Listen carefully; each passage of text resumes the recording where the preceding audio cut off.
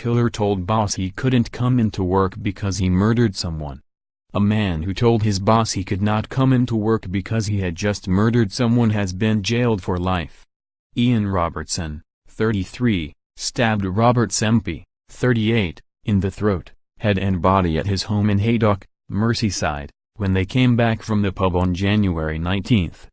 As Mr Sempey lay dying, Robertson recorded him on his mobile phone, and could be heard humming the Terminator theme tune and asking him, "Why are you still alive?"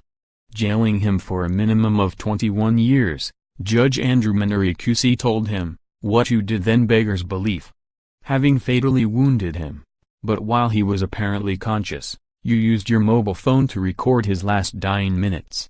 Judge Menery said the recording was too shocking to be played in court but ordered that whenever Robertson's sentence is reviewed, decades from now, it should be heard by a parole board.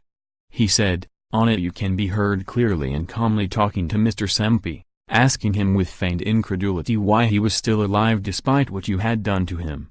Mockingly, you ask him if he wants to tell his children that he loves them, you tell him he's like the Terminator while you hum the tune to the movie, and ask him if he wants you to stab him in the throat again or in the heart."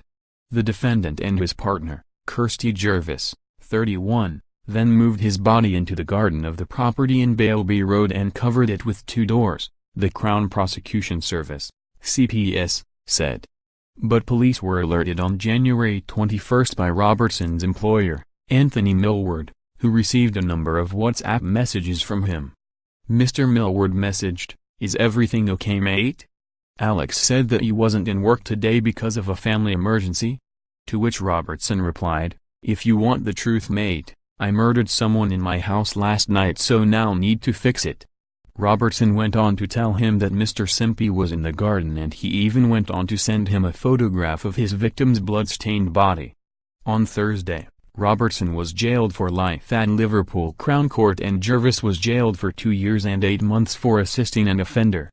Both defendants pleaded guilty at an earlier hearing. In a victim impact statement to read to the court, Mr Sempey's sister Michelle wrote, "I had to explain to my 4 children that their wonderful, loving uncle had been murdered and was never coming home."